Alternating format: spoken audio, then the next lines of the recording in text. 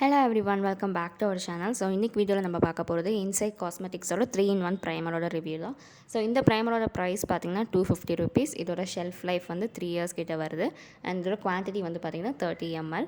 So இந்த primer வந்து பார்த்திங்கன்னா நான் நைக்காவில் வாங்கியிருக்கேன். நீங்கள் வந்து அமேசான் இந்த மாதிரி வெப்சைட்ஸ்லையும் இருக்குது, நீங்கள் அங்கேயும் செக் பண்ணி பாருங்கள். ஸோ இதோட அவுட்டர் பேக்கேஜிங் பார்த்திங்கன்னா இந்த மாதிரி ஒயிட் அண்ட் பிளாக் கலர் பாக்ஸில் தான் வந்து வருது. அண்ட் பின்னாடி வந்து இதுலேயும் தெளிவாக எல்லா டீட்டெயில்ஸுமே மென்ஷன் பண்ணியிருக்காங்க, இன்க்ரீடியன்ட் லிஸ்ட்டாக இருக்கட்டும்.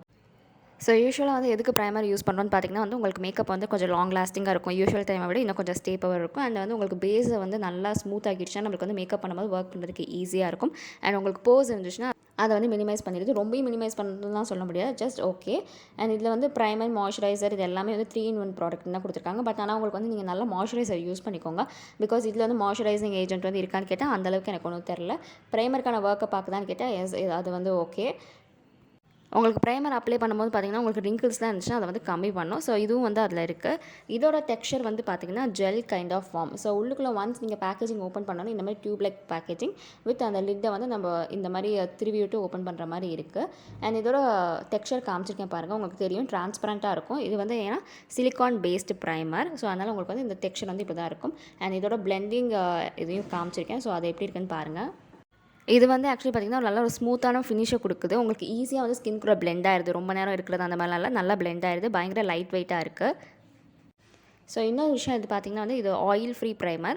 ஸோ அதே மாதிரி வந்து பார்த்திங்கன்னா ப்ரைஸ் வந்து ரொம்ப ரொம்ப அஃபோர்டபுள். பட் ஆனால் எனக்கு என்னன்னு தோணுதுன்னா, ஸோ இந்த ரேஞ்சுக்கான ப்ராடக்ட் இதில் இருக்குது.